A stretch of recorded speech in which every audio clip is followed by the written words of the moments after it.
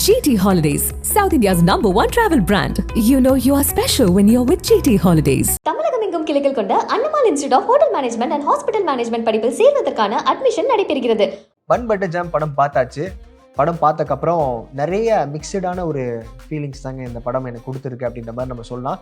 ராகவ் மிர்தாத் இந்த படத்தை இயக்கியிருக்காரு. படத்தில் ராஜு, ஆதியா, பாவ்யா, சரண்யா மேம், தேவதர்ஷினி மேம், விஜய் பப்பு, மைக்கேல், சார்லி சார் மற்றும் பலர் இந்த படத்தில் நடிச்சிருக்காங்க. படம் பார்க்கும்போது வந்துட்டு இது என்ன ஜானர் இப்போ ஓகே லவ்னு சொல்கிறீங்க, ஒரு பக்கம் ஃப்ரெண்ட்ஷிப் பற்றி எப்படி இருக்குன்னு சொல்கிறீங்க, இன்னொரு பக்கம் அம்மா அப்பா எப்படி இருக்கணும்னு சொல்ல வரீங்க, அப்புறம் bestie role, best friend role, இப்படி எக்கச்சக்கமான விஷயங்களையும் இந்த படம் வந்து சொல்ல இருக்குது. ஒரு பக்கம் காலேஜ் சீனியர்னு வராப்பில் அவர் ஒரு கேமியோ பண்ணியிருக்காரு. ஏகப்பட்ட விஷயங்கள், ஏகப்பட்ட லேயர்ஸ் இந்த படத்தில் இருக்குது. படம் பார்த்ததுக்கப்புறம் நம்மளுக்கே வந்துட்டு நல்லா இருக்குது, நல்லா தானே இருக்கே அப்படின்ற மாதிரி ஒரு ஃபீலும் கொடுக்குது. படத்தோட ஒன்லைன் சொல்கிறதுக்கு முன்னாடி பன் பட்டர் ஜாம் படம் ரிவ்யூ கொடுத்துருக்கோம். ஸோ அதனால் சாப்பிட்டுட்டே ரிவ்யூ கொடுக்கலாம். அது ரிவ்யூலேயே முதல் முறையாக நான் பண்ணுறேன்னு நினைக்கிறேன். பார்ப்போம்.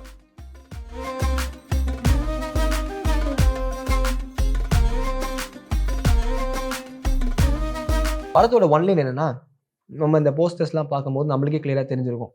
ஒரு பக்கம் சரண்யா மேம் வந்து ராஜு ஹேண்டில் பண்ணுறதா இருக்கட்டும், இன்னொரு பக்கம் தேவதர்ஷினி மேம் வந்து ஆதியாவை ஹேண்டில் பண்ணுறதா இருக்கட்டும், இவங்க ரெண்டு பேருமே ஒரு டாஸ்கில் இருப்பாங்க.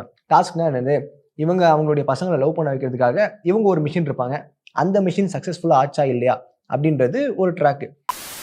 இன்னொரு பக்கம் ஃப்ரெண்ட்ஷிப்க்கு எடுத்துக்காட்டாக வந்து ராஜு அண்ட் மைக்கேல் அவங்க ரெண்டு பேருமே வந்து ஃபர்ஸ்ட் ஆஃப் ஃபுல்லாக நல்லா ஒன்றுமனாக தான் இருப்பாங்க. இந்த படத்தில் அவங்களுடைய கேரக்டர் வந்து பார்த்தீங்கன்னா, கேரக்டர் பேர் வந்து சரவணன் அண்ட் சந்துரு. சூர்யா தேவா மாதிரி எப்பயுமே ஒன்றா இருக்கிறது, சின்ன வயசுலேருந்து ஒரே ஸ்கூலு காலேஜும் அங்கே தான் போய் படிக்கிறாங்க. அப்படின்னும் போது நல்லா இருக்கும் போல இருக்கே. இவங்க ரெண்டு பேருடைய ஃப்ரெண்ட்ஷிப் வந்து லாங் லாஸ்டிங்காக இருக்கும்னு பார்த்தா லாங் லாஸ்டிங்காக தான் இருந்துச்சு. ஆனால் அதுக்கு நடுவில் ஒரு சண்டை. அந்த சண்டை எதனால், ஏன் வந்துச்சு, அவங்க ரெண்டு பேரும் ஒன்று சேர்ந்தாங்களா இல்லையா அப்படின்றது ஒரு ட்ராக் போகும். இன்னொரு பக்கம் ராஜு அவர்கள் சின்ன வயசுலேருந்தே பெண்கள் கிட்ட பேசாமல் இருப்பாப்புல. காலேஜ் போன உடனே கண்டிப்பாக ஒரு பொண்ணுகிட்ட பேசி அந்த பொண்ணை லவ் பண்ணி கல்யாணம் பண்ணி நம்ம லைஃப்பில் வந்து நல்லா ஜாலியாக இருக்கணும் அப்படின்ற ஒரு இன்டென்ஷனில் தான் காலேஜுக்கே போகிறாரு. காலேஜுக்கு போயிட்டு அவர் ஒரு பொண்ணு லவ் பண்ணாரா இல்லையா, அந்த லவ் வந்து நல்லபடியாக போச்சா இல்லையா, அவர் நினச்ச ட்ரீம் அடைஞ்சாங்களா இல்லையா, அதெல்லாம் தாண்டி நடுவில் பிரேக்கப் ஆச்சா, பிரேக்கப் ஆனால் இவர் வந்து எப்படி அதுலேருந்து வெளில வராரு, பழைய மாதிரி வந்து ஏதாவது சோக பாட்டு பாடி மக்களுக்கு வந்து ஏதாவது மோட்டிவேஷன் கொடுப்பாரா, இப்படி எக்கச்சக்கமான விஷயங்கள்லாம் இருக்குமோ அப்படின்னு நினச்சி நீங்கள் படம் பார்ப்பீங்க. அப்படி எதுவும் இருக்காது. கொஞ்சம் அது ஒரு ட்ராக்ல போகும். ராஜு அவர்கள் கடைசியில் அவர் லவ் பண்ண பொண்ணே கல்யாணம் பண்ணாரா இல்லையான்றது இன்னொரு ட்ராக்கு.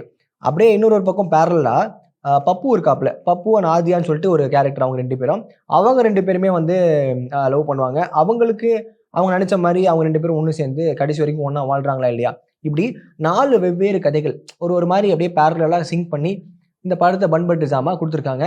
படம் பார்க்கும்போது சரி இவங்க பிரிஞ்சுட்டாங்க, இவங்க பிரிஞ்சு யாரு கூட சேர போகிறாங்க அப்படின்னு யோசிக்கும் போது என்னப்பா இவ்வளோ சிம்பிளாக முடிஞ்சிச்சு, என்ன இப்படியா, இதுக்கெல்லாம் பயங்கரமாக ரியாக்ட் பண்ணுவாங்களே, இதெல்லாம் வந்து அசால்ட்டாக ஹேண்டில் பண்ணுறாங்களே அப்படின்ற மாதிரி தான் எனக்கு தோணுச்சு. பொதுவாக ஒரு லவ்னா எப்படி இருக்கும், ஒரு 2-3 மாதம் பார்ப்பாங்க. பார்த்ததுக்கப்புறம் போய் பேசுறதுக்கே வந்து அவ்வளோ தயக்கப்பட்டாலுமே லவ் சொல்கிறதுக்கு இன்னும் கொஞ்சம் நாட்கள் தேவைப்படும்.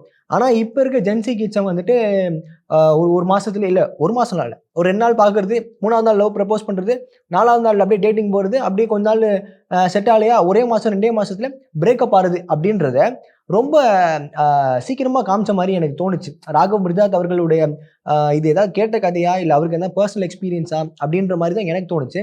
ஃபர்ஸ்ட் இயரில் காலேஜுக்குள்ளே என்ட்ரு ஆக உடனே ஒரு பொண்ணுக்கிட்ட பேச பயப்பட்ட ஒரு பையன் ஒரு பொண்ணுக்கிட்ட பேசி அந்த பொண்ணை வந்து லவ்வில் விழ வச்சு அதுக்கப்புறம் ஒரு செகண்ட் செம் தாண்டறதுக்குள்ளேயே பிரேக்கப் ஆகிடுதுங்க. அந்த பிரேக்கப்லேருந்து வெளில வர்றதுக்கு, அதாவது ஒரு லவ் ட்ரூ லவ்னா ஒரு ரொம்ப இயர்ஸ் ஆஃப் லவ் இருக்கும்ல, அதுக்கு தான் வந்து ரொம்ப எக்ஸ்ட்ரீமாக வந்துட்டு ஆல்கோஹால் சாப்பிட்றது இப்படிலாம் இருக்கும். ஆனால் இவர் வந்து 5-6 மாதம், ஏன் ஒரு 8 மாதம் லவ்க்கே வந்துட்டு இப்படி பண்ணுறது கொஞ்சம் ஓவராக இருந்த மாதிரி தான் எனக்கு ஃபீல் ஆச்சு. இதுக்கு நடுவில் நம்ம ஃப்ரெண்ட்ஸ்னு ஒன்று இருப்பாங்க பார்த்தீங்களா, நம்ம லவ் பண்ணுற பொண்ணே இன்னொருத்தவங்க லவ் பண்ணால் நம்மளுக்கே கோவம் வரும். சுற்றி இருக்கவங்களே இப்படி பண்ணும்போது எப்படி இருக்கும், அது மாதிரி தான் அந்த ஒரு படத்தில் ஒரு கேரக்டர் அப்படி இருக்கும். அதை கடைசியில் வந்து நம்ம ஆடுகளம் சீன் மாதிரி தான் இருக்கும். ஆடுகளம் சீனை ரீக்ரியேட் பண்ண மாதிரி தான் இருக்கும். ஒரு சீனில் வந்து தாப்ஸி இருப்பாங்க, இன்னொரு பக்கம் தனுஷ், தினேஷ் இருப்பாப்புல. இதில் யாருமா நீ லவ் பண்ணுற அப்படின்னு கேட்கும்போது கை காட்டுவாங்களே, அதே மாதிரி ஒரு சீன் தான் வந்து ஒரு பிளாட் ட்விஸ்ட்டே வந்து கிரியேட் பண்ணுது. அங்கே ராஜு அவர்கள் வந்து பயங்கரமாக டிசப்பாயிண்ட் ஆகிறாரு. அதை பார்க்கும்போது நம்மளுக்கே கிட்னி டச்டு ஸ்டோரி மாதிரி இருக்குது, வேற லெவலாக இருக்கே அப்படின்ற மாதிரி எனக்கும் ஒரு ஃபீல் ஆச்சு. சரி இவ்வளோ நாள் லவ் பண்ண பொண்ணு இப்படி பண்ணிட்டாங்களே அப்படின்னும் போது டக்குன்னு எப்படி சில பேர்லாம் வந்து அதை ட்ரை பண்ணுவாங்கல்ல பேட்சப் பண்ணுறதுக்கு இந்த மாதிரி விஷயங்கள்லாம், அதெல்லாம் எதுவுமே பண்ணாமல் அவர் பாட்டு அவரோட வேலையை பார்க்குறாரு.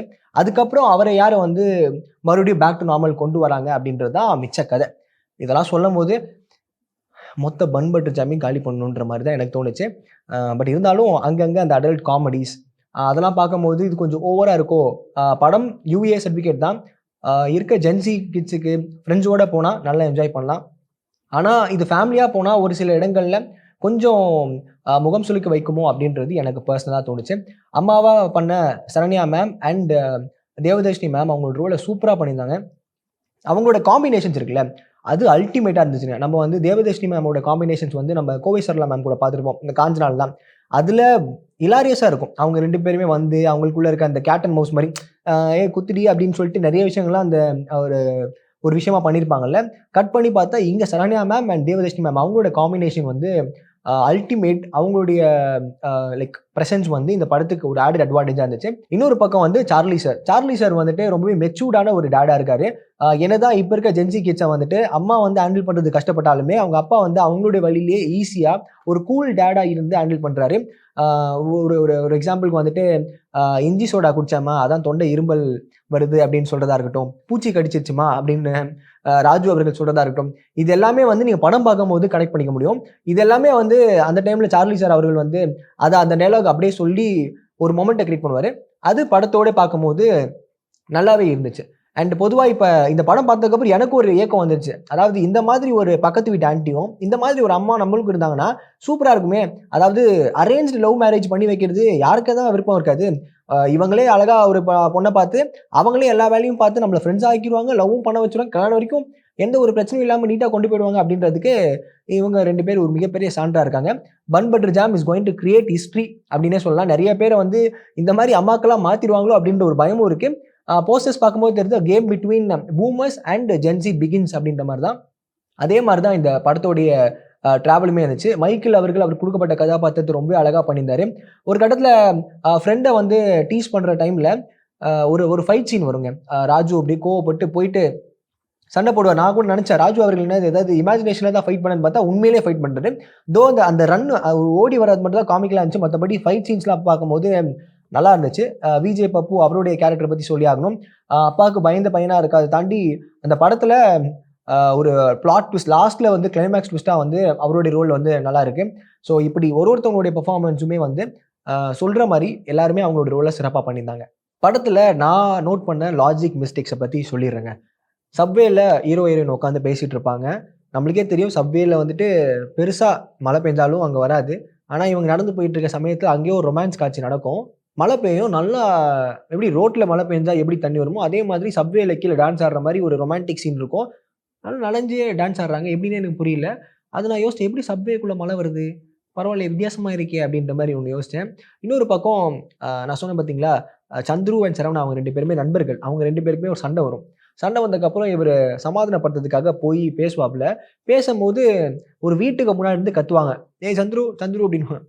அந்த நடந்து வரும்போது வந்துட்டு அந்த கேட்டு சவுண்ட் இருக்குல்ல, அந்த இரும்பு கேட் சவுண்டை திறந்துட்டு வர மாதிரி தான் இருக்கும். வந்தோடனே இவர் பேசுவார். இவர் கோச்சிக்கிட்டு மறுபடியும் சரவணன் வந்து அவருடைய வீட்டுக்கு போவாருன்னு பார்த்தா நடந்துகிட்டே இருக்காரு, வீடே காணும். அதாவது அந்த கேட்டு சவுண்ட் வரைக்கும் கேட்குது. அதுக்கப்புறம் அதே சும்மா ஆட் ஆன் பண்ணியிருக்காங்க அப்படின்ற மாதிரி தான் எங்களுக்கும் தெரிஞ்சுது. படத்துக்குள்ளேயே படத்தோட போஸ்டரை போட்டு வெற்றிகரமான 50வது நாள் அப்படின்னு சொல்லி பன் பட்டர் ஜாமுக்கு அவங்களே வந்து போஸ்டர் ஒட்டி கொண்டாண்டாங்க. அது வந்து ரொம்பவே நல்லா இருந்துச்சு. நானும் ப்ரே பண்ணுறேன் 50வது நாள் வந்து அந்த படம் வெற்றிகரமாக ஓடி சக்ஸஸ் மீட்டில் வந்து நீங்கள் வந்து கொண்டாடணும் அப்படின்றது நான் சொல்லிக்கிறேன்.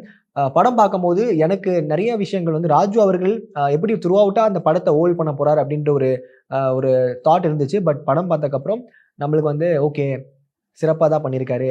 அவருடைய ஃபைட் சீனாக இருக்கட்டும், அவர் வந்து அங்கங்கே எமோஷன் ஆகுறாரு. எமோஷன் ஆகும்போது மட்டும் ஓகே நார்மலாக இருக்க மாதிரி இருக்குது. மற்றபடி அவருடைய சர்க்காசமான கவுண்டர்ஸாக இருக்கட்டும், அங்கங்கே அவர் வந்து மைண்ட் வாய்ஸில் ஜென்ரலாக நம்ம போகிற போக்கில் ஒரு கவுண்டரை பாஸ் பண்ணுவோம்ல, அந்த கவுண்டர்ஸ் எல்லாமே பயங்கரமாக ஒர்க் அவுட் ஆகிருக்கு. தேட்டரில் ஆடியன்ஸ் எல்லாமே பார்த்து என்ஜாய் பண்ணாங்க. இதில் குறிப்பாக வந்து ராஜு அவர்களுக்கு ஒரு பேங்கரான ஒரு ஓப்பனிங் கிடைச்சிச்சு கோலிவுட்டில். பன் பட்டர் ஜாம் கண்டிப்பாக அவருடைய ஃபிலிமோகிராஃபியில் one of the most loved films for youngsters அப்படின்ற மாதிரி தான் இருக்கும் நான் நம்புகிறேன். ஏன்னா இப்போ இருக்க யங்ஸ்டர்ஸை பிடிக்கிறதுக்கு அவர் வந்து சில விஷயங்கள்லாம் பண்ணுறாருல, அந்த அடல்ட் ஜோக்ஸ் பிளான் பண்ணி இப்போ பர்ஃபெக்டாக ஒர்க் அவுட் பண்ண மாதிரி இருந்துச்சு. ஸோ அந்தந்த வீடியோஸ் தான் கண்டிப்பாக சோஷியல் மீடியாவில் வைரல் ஆகும். அந்த வைரல் ஆகுறதுனால அதை வச்சு நம்ம ஒரு படம் வந்திருக்கு அப்படின்றது தெரிய வரும் அப்படின்ற பிளான் பண்ணி பண்ண மாதிரி தான் எனக்கு தோணுச்சு. ஸோ ராஜு அவர்கள் இந்த கேரக்டரை சூப்பராகவே வந்து ஒர்க் அவுட் பண்ணியிருந்தாரு. அண்ட் படம் பார்க்கும்போது எனக்கு இதே தோணிட்டு இருந்துச்சு. காலேஜுக்குள்ளே போன உடனே லவ்வு. அந்த லவ் வந்து எதுக்காக லவ்வை வந்து பயன்படுத்துகிறாங்கன்றதே புரியல. அவங்க 2 பேருமே 6 மாதம் பார்க்குறாங்க. 6 மாதத்துக்குள்ளே இவ்வளோ இன்டென்ஸாக போகிறாங்களே, அப்போ இது மற்ற ஏதாவது ஒரு பேருக்கு ஒரு ஒரு ஓவர் கவராக லவ்ன்ற பேரை பயன்படுத்திக்கிறாங்களா? இல்லை இப்போ இருக்க ஜென்ரேஷனுக்கு லவ்னா என்னன்னே தெரியலையா? இல்லை அது புரியாமல் இன்ஃபாக்சுவேஷனு ஃபஸ்ட் டைம் பார்க்கும்போது அந்த லவ் அட் ஃபர்ஸ்ட் சைட் அப்படின்றாங்களே, இதெல்லாமே வந்து பார்த்துட்டு இதான் லவ் அப்படின்னு நினச்சிக்கிறாங்களா அப்படின்றது எனக்கு புரிய வரல. மேபி ராகவ் மிர்தாத் அவர்கள் இந்த ஜென்ரேஷன் கிட்ஸ்லாம் வந்து இப்படி தான் லவ் பண்ணுறாங்க, டக்கு டக்குன்னு லவ் பண்ணிடுறாங்க, டக்கு டக்குன்னு பிரேக்கப் பண்ணிக்கிறாங்க, அதுக்கப்புறம் மூவ் ஆன் ஆயிடுறாங்க அப்படின்ற மாதிரி காமிக்க வராரா அப்படின்றது படம் பார்க்கும்போது எனக்கு கொஞ்சம் புரிய வந்துச்சு. அண்ட் ராகவ் மிர்தாத் அவர்கள் ஒரு இடத்துல வந்து அவர் சொன்ன அந்த விஷயங்கள் ரொம்பவே கனெக்ட் ஆன மாதிரி தான் தோணுச்சு. 2 பேர் லவ் பண்ணுறாங்க, இன்னொருத்தவங்களை விட இன்னொருத்தவங்களுக்கு ரொம்ப அதிகமாக பிடிச்சி போச்சு அப்படின்னா அவங்கள ஃப்ரீயாக விட்டுடணும். மியூச்சுவலாகவே அவங்களுடைய டிசிஷனை ரெஸ்பெக்ட் பண்ணி அவங்கள தொந்தரவு பண்ணாமல் அவங்கள மதிக்கணும், மதித்து ஃப்ரீயாக விட்டணும் அப்படின்ற மாதிரி சொல்கிறாங்க. ஆனால் நிறைய பேர் வந்து நம்ம தமிழ் சினிமாவில் காலங்களும் பார்த்துட்டு அகைன் போய் ட்ரை பண்ணி எனக்கு இன்னொரு சான்ஸை கொடு, செகண்ட் சான்ஸில் தான் வந்து லைஃப் இருக்குது இப்படின்ற மாதிரி நிறையா சொல்லுவாங்கள்ல. ஆனால் அது எதுவுமே ட்ரை பண்ணாமல் ஓகே உனக்கு பிடிக்கலையா, நீ பிடிச்ச பையனோட நல்லா ஜாலியாக லைஃப் வாழு அப்படின்ற மாதிரி ஒன்று சொல்கிறதா இருக்கட்டும். கிளைமேக்ஸில் வந்துட்டு அதே மாதிரி எப்படி அவ்வளோ சீக்கிரமாக வந்து டக்குன்னு மனம் மாறிட முடியும் அப்படின்றது எனக்கு தெரியல. அண்ட் ரியாலிட்டியாக வந்து இப்படி தான் ஒர்க் அவுட் ஆகுதா அப்படின்றதும் புரியல. மேபி இப்போ இருக்கவங்களாம் எவால்வ் ஆகிட்டு வராங்களா அப்படின்றது தெரியல. லவ்வுக்கு நீங்களே சொல்லுங்கள், ஒரு டெஃபினேஷன் கொடுங்க. லவ்லாம் இப்படி தான் இருக்கணும், இத்தனை மாதம் பார்த்தா தான் பிடிக்கும், இதுக்கப்புறம் இவ்வளோ நாள் வந்து பேசினாதான் பழகினாதான் பிடிக்கும் அப்படின்றதுக்கு லவ்வுக்கே ஒருத்தவங்க ஒரு டெஃபினேஷன் கொடுத்தாங்க. நீங்கள் இந்த ரிவ்யூ பார்த்தீங்கன்னா நீங்கள் லவ்னா என்ன அப்படின்றத கீழே மறக்காமல் கமெண்ட் செக்ஷனில் கமெண்ட் பண்ணுங்கள். அண்ட் ஓவராலாக பன் பட்டர் ஜாம் படம் பார்க்கும்போது நம்மளுக்கு வந்து லாஃப்டர் மூமெண்ட்ஸ் நிறையா இருக்குது. ஃப்ரெண்ட்ஷிப் பற்றி பேசுறதா இருக்கட்டும், ஒரு பெஸ்டியோட ரோல் என்னென்னா இருக்கட்டும், இப்படி எக்கச்சக்கமான ரோல்ஸ் வந்து சூப்பராகவே சொல்லியிருந்தாங்க. அண்ட் முதல் தடவை படம் நடிக்கிற மாதிரியே வந்து ராஜு அவர்கள் இல்லை, ஒரு டெபியூ ஃபிலிம், அதுவும் ஒரு ஹீரோவாக நடிக்கும் போது வந்து த்ரூ அவுட்டாக அந்த படத்தை வந்து தன்னோட ஷோல்டரில் கேரி பண்ணியிருக்காரு. மைக்கிள் அவர்கள் அவருடைய கதாபாத்திரத்தை சூப்பராக பண்ணியிருக்காங்க. படத்தில் பண்ண 2 ஃபீமேல் லீட்ஸை பற்றி சொல்லியே ஆகணும். ஒரு பக்கம் ஆதியா, அவங்க வந்து இந்த படத்தில் வந்து ஒரு கேட் அண்ட் மவுஸ் கேரக்டர் மாதிரி தான் இருக்கும். ராஜு அண்ட் ஆதியா அவங்களுக்குள்ளே வந்து ஒரு ஃபன்னாக இருக்கும். அவங்களே வந்து அடிச்சுப்பாங்க, பிடிச்சிப்பாங்க. இதெல்லாம் பார்த்து அவங்க அம்மா வந்து 2 அம்மாக்களும் ரொம்ப சந்தோஷப்படுவாங்க, அவங்க ஒன்று நினச்சிப்பாங்க. ஸோ இது ஒரு ட்ராக் போகும். இன்னொரு பக்கம் பாவியா வந்துட்டு எதுதான் ட்ரூ லவ், யார் தான் லவ் பண்ணுறது இப்படின்ற ஒரு கன்ஃபியூஷனில் இருப்பாங்க. அதுலேயுமே அவங்களோட நடிப்பை வந்து ரொம்ப எக்ஸ்ட்ரீமாக வெளிப்படுத்தியிருப்பாங்க. ஸோ ஓவரால் படத்தோட க்ரூ அண்ட் டீம் எல்லாருக்குமே வந்து ஒரு கங்க்ராச்சுலேஷன்ஸ். அண்ட் படம் பார்த்த எல்லாருமே அவங்களுடைய ரிவ்யூஸ் கொடுத்தாங்க. ஒரு சில பேர் மிக்சர் ரிவ்யூஸ் கொடுத்தாங்க. எப்படி இல்லாமல் இருக்காங்க இந்த ஜென்ரேஷன் கிட்ஸ் வந்து லவ் பண்ணுறதுன்னு எப்படியா பண்ணுறாங்க அப்படின்ற மாதிரி நிறைய ரிவ்யூஸ் கொடுத்தாங்க. அண்ட் நீங்கள் சொல்லுங்கள், படம் பார்த்ததுக்கப்புறம் படம் எப்படி இருக்குது அப்படின்றது கமெண்ட் செக்ஷனில் மறக்காமல் கமெண்ட் பண்ணுங்கள். பன் பட்டர் ஜாம் இதோட வந்து ராஜு அவர்கள் கடைசியில் வந்து வாழ்க்கையை ஒப்பிட்டு இருப்பார், பன் பட்டர் ஜாம் ஹிஸ்ட்ரியும் சொல்லியிருப்பாரு. அது நல்ல ஒரு இன்ஃபர்மேஷனாக இருந்துச்சு. ஓவரால் பன் பட்டர் ஜாம் யாருக்கான படம் அப்படின்னு கேட்டிங்கன்னா இது கண்டிப்பாக ஒரு 80-20% வச்சுக்கலாமே. 80% கண்டிப்பாக ஃப்ரெண்ட்ஸோடு போனீங்கன்னா நல்லா என்ஜாய் பண்ணுவீங்க.